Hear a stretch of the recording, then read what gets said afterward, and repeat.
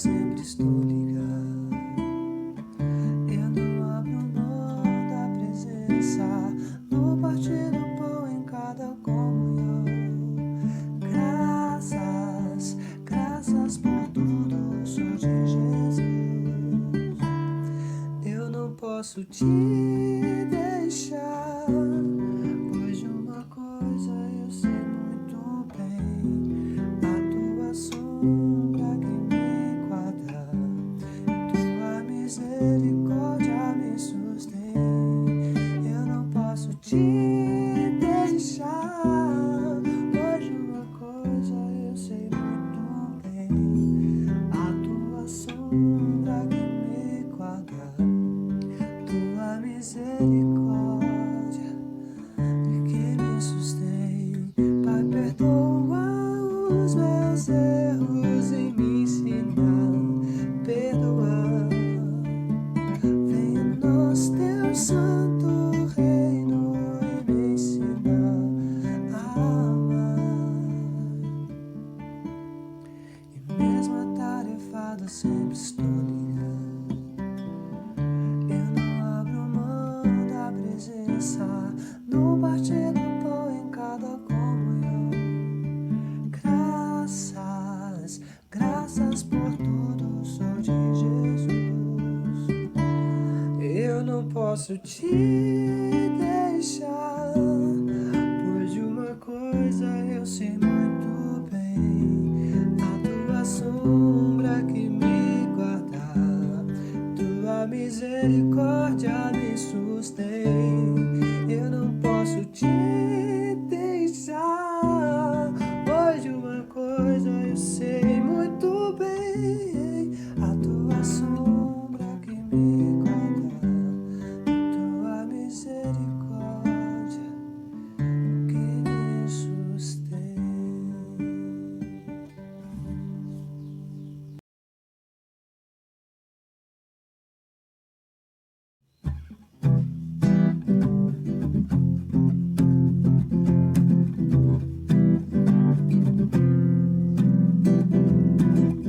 Sobre toda a terra tu és o rei, sobre as montanhas e o pôr do sol. Uma coisa só, meu desejo é: vem reinar em mim, Senhor.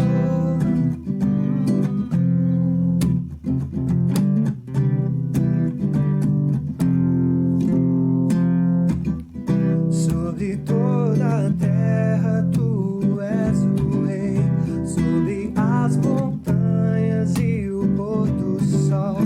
Uma coisa só, meu desejo é: vem reinar em mim, Senhor. Reinar em mim com teu poder, sobre a escuridão, sobre os sonhos meus. Tu és o Senhor de tudo que sou. Vem reinar em mim, Senhor.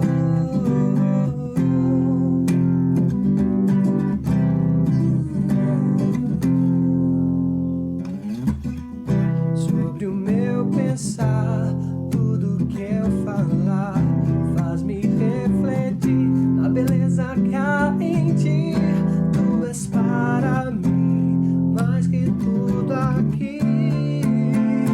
Vem reinar de novo em mim, reinar em mim com o seu poder, sobre a escuridão, sobre os sonhos meus. Tu és o Senhor de tudo que sou. Vem reinar em mim, Senhor. Vem reinar em mim, Senhor. Vem reinar em mim, Senhor.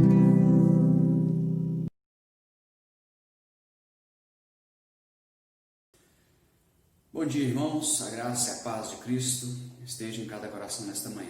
Quero compartilhar um texto da Palavra de Deus com os irmãos, Apocalipse, capítulo 2, a partir do verso 1. Carta à igreja de Éfeso. Diz assim a carta: Ao anjo da igreja de Éfeso, escreve: essas coisas diz aquele que conserva na mão direita as 7 estrelas e que anda no meio dos 7 candeeiros de ouro. Conheço as suas obras, tanto o seu labor como a sua perseverança, e que não pode suportar homens maus, e que puseste à prova os que a si mesmos se declaram apóstolos e não são, e os achaste mentirosos. Tens perseverança, suportar-te provas por causa do meu nome, não te deixastes esmorecer. Tenho, porém, contra ti que abandonaste o teu primeiro amor. Lembra-te, pois, de onde caíste, arrepende-te, volta à prática das primeiras obras, senão venho a ti e moverei do seu lugar o teu candeeiro, caso não te arrependas. Tens, contudo, a seu favor que odeia as obras dos nicolaítas, as quais eu também odeio. Quem tem ouvidos, ouça o que o Espírito diz às igrejas. Ao vencedor dar-lhe-ei que se alimente da árvore da vida, que se encontra no paraíso de Deus. Carta, então, a uma das 7 igrejas da Ásia, a igreja de Éfeso. Éfeso é uma importante cidade do tempo do primeiro século. Éfeso é uma cidade estrategicamente colocada, uma cidade portuária estrategicamente localizada, né? Uma cidade com aproximadamente 300 mil habitantes, conhecida como a província, a capital da província romana na Ásia Menor. Éfeso é uma cidade muito famosa pelo templo, por causa do templo de Artemis, a conhecida Diana, que é aclamada como a Diana dos Efésios, pelos Efésios em Atos capítulo 19, verso 28. Essa cidade é uma cidade estratégica, estrategicamente colocada. É interessante observarmos como Paulo foi orientado pelo Espírito de Deus ao estabelecer ali uma das igrejas de Cristo. Um local estratégico, um local muito movimentado, um dos pontos comerciais mais importantes da região da Ásia Menor. Facilmente o Evangelho seria propagado, seria levado a outras regiões. Éfeso é uma dessas 7 igrejas que recebe essa mensagem especial de Deus através de João. Então, há nesse texto que nós lemos palavras de conforto, palavras de incentivo, há também palavra de exortação e há no final uma palavra de orientação, uma palavra de um chamamento de Deus realmente para que ouçamos através do seu Espírito o que Ele está dizendo. É interessante percebermos como Deus conhece as nossas vidas, conhece todas as coisas, sabe de tudo que nós fazemos. Para a igreja de Éfeso, ele diz no verso 2, eu conheço as suas obras, tanto o seu labor como a sua perseverança. É interessante percebermos como Deus conhece as coisas. Deus não conhece como nós conhecemos, simplesmente de saber que existe, simplesmente de enxergarmos com nossos olhos e às vezes, claro, muitas vezes, na maioria delas, enxergar somente aquilo que está diante dos nossos olhos. Deus conhece com profundidade. Quando Deus diz, eu conheço, Ele não conhece como nós conhecemos. Deus conhece profundamente. Deus conhece a natureza de todas as coisas. Deus conhece o propósito que há no coração de cada um quando este caminha em direção à sua obra para executá-la. Eu conheço as suas obras, Deus está dizendo aos Efésios, tanto o seu labor quanto a sua perseverança. Deus conhece todas as coisas. É importante nós entendermos com que coração nós caminhamos muitas vezes em direção a Deus. Quando saímos para ir à igreja, para cultuarmos a Deus juntamente com nossos irmãos, prestar um culto, muitas vezes à frente dos trabalhos, muitas vezes à frente de todas as coisas, com que coração, com que intenção nós caminhamos para esse lugar? Qual é a intenção do nosso coração? Qual é a intenção do nosso coração quando vivemos a nossa vida, no nosso cotidiano, no nosso trabalho, nos nossos afazeres diários? Com que intenção caminhamos, com que intenção fazemos todas as coisas? Deus conhece tudo. Deus conhece todas as coisas, conhece profundamente, não somente o que está à frente das suas vistas. Deus conhece profundo. Deus sabe a natureza de tudo que nós praticamos. Deus conhece as nossas obras. Eu sei as tuas obras, sei o seu labor que não pode suportar homens maus. Puseste a prova os que a si mesmos se declaram apóstolos e que não são. Os achaste mentirosos. Homens que provavam se de fato o que haviam sendo, o que estavam ouvindo de fato era a verdade de Deus. Qual a preocupação que nós temos nos nossos dias de averiguar se as verdades ou se aquilo que é dito como verdade, de fato Deus está dizendo? Quantas coisas nós ouvimos hoje e muitas vezes passamos a despercebidos e não procuramos compreender se de fato aquilo é de Deus ou se não é. Se de fato Deus diz isso. Esses irmãos, pelo que consta nessa palavra, colocavam esses homens à prova. E muitos deles eram encontrados como mentirosos, homens falsos, que pregavam o Evangelho. Tens perseverança.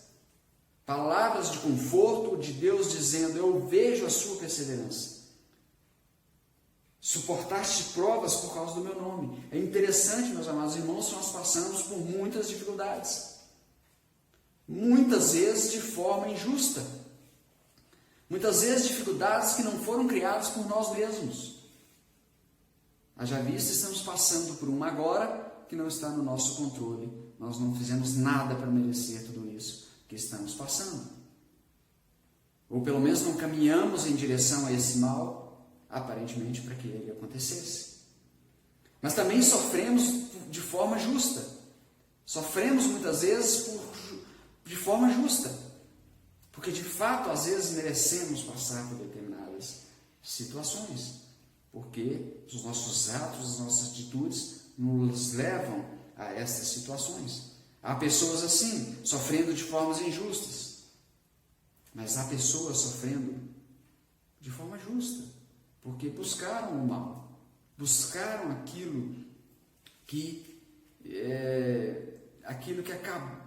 terminou por fim lhe causar o mal que estão sofrendo, infelizmente. Mas esses irmãos aqui, claramente a Bíblia está dizendo que eles sofrem por causa do nome de Jesus. Tens perseverança, suportastes provas por causa do meu nome, não te deixastes desmorecer. É interessante a perseverança desses irmãos, eles estavam sofrendo por causa do testemunho de Jesus. Sofriam por causa da perseverança que eles tinham no Evangelho de Cristo. Palavras de conforto de Deus para aqueles irmãos. Deus conforta também os nossos corações nesses dias, porque Ele conhece as nossas obras. Se de fato temos caminhado com o nosso coração direcionado, bem intencionado para a presença de Deus, Ele conhece as nossas obras. Ele sabe a natureza das nossas intenções, sabe a origem dos nossos pensamentos, o porquê que estamos praticando determinadas coisas. Qual a nossa intenção quando caminhamos em direção a Ele? Ele conhece todas as coisas. Se você tem perseverado, Deus tem visto a sua perseverança. Se você tem lutado, Deus tem visto a sua luta. Se você tem colocado tudo isso diante de Deus, Ele tem ouvido as suas orações. Ele conhece todas as coisas. Ele conhece o seu, o meu coração. Ele conhece os nossos corações. E uma palavra de exortação vem no verso 4, quando ele diz, tenho, porém, contra ti que abandonaste o primeiro amor. A primeira impressão que temos é de alguém que abandonou de fato o amor a Deus. Mas se observarmos os versos anteriores, vamos perceber que isso não é totalmente, a intenção do texto não é totalmente esta. Abandonaste o primeiro amor, não necessariamente o amor a Deus, porque até aqui, até o verso 3, o texto nos mostra crentes que perseveravam, que estavam perseverantes, suportando provas por causa exatamente do nome de Cristo. Mas o verso 6 diz, tens contudo a teu favor, que odeia as obras dos nicolaítas, como eu os odeio. Eles odiavam a obra desses homens, uma seita herética instalada na igreja, que flertava com as heresias, que tentava fazer uma relação do que estava sendo pregado da verdade do Evangelho com as práticas heréticas, uma certa liberdade que eles entendiam que o Evangelho dava para flertar com aquilo que era herético aos olhos, em comparação com a palavra de Deus. Tudo indica que esses homens não somente odiavam as obras, começaram a odiar também aqueles que as praticavam. Nós devemos, de fato, abominar o pecado, mas nunca o pecador. Não é esse o propósito. E deixar, provavelmente, esses irmãos, pelo que consta, pelo que a história nos diz, deixaram de praticar as primeiras obras.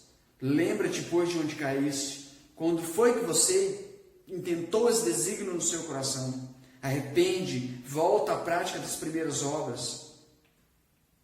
Volta a praticar as primeiras obras. Tudo indica que os efésios, muitos daqueles irmãos, deixaram de praticar o bem ao próximo devido ao pecado que aqueles irmãos, que aquelas pessoas estavam cometendo.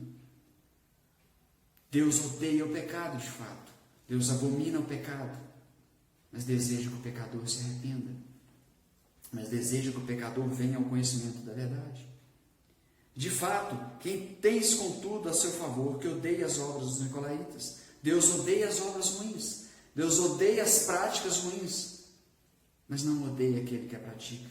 Deseja que aquele que pratica as obras realmente volte-se, realmente retorne, volte os olhos para Deus. E uma exortação, um chamamento final a todos aqueles que têm o Espírito de Deus. Quem tem ouvidos, ouça o que o Espírito diz às igrejas.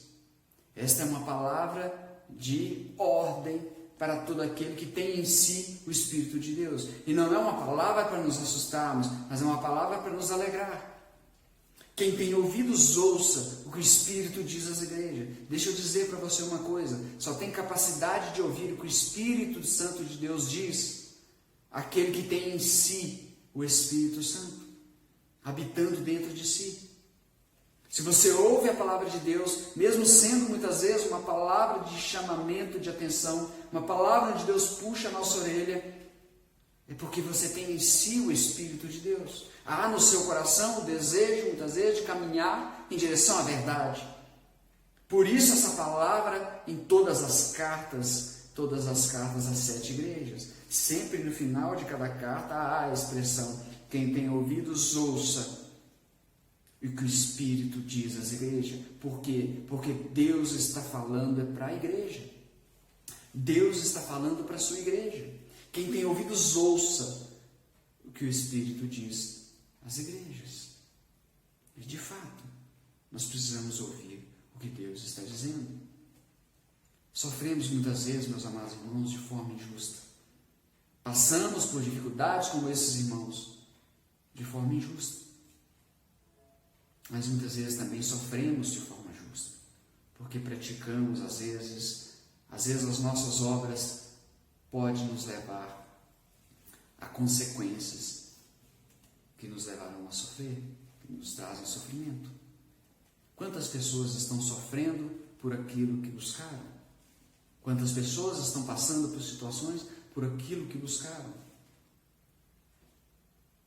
Mas esses irmãos estavam sofrendo por causa da palavra de Deus, por causa do compromisso de Cristo, com Cristo. Eu conheço as tuas obras, Deus está dizendo. Deus conhece as nossas obras. Deus sabe aquilo que estamos praticando. Se você tem tido uma caminhada legítima, alegre-se o seu coração, porque Deus está te confortando, Deus está trazendo a você uma palavra de esperança. Deus está dizendo a você: persevere. Deus está dizendo que tem visto as suas obras, a sua perseverança, a sua luta, o seu trabalho árduo. Ele está dizendo que você deve continuar perseverando, deve continuar perseverante.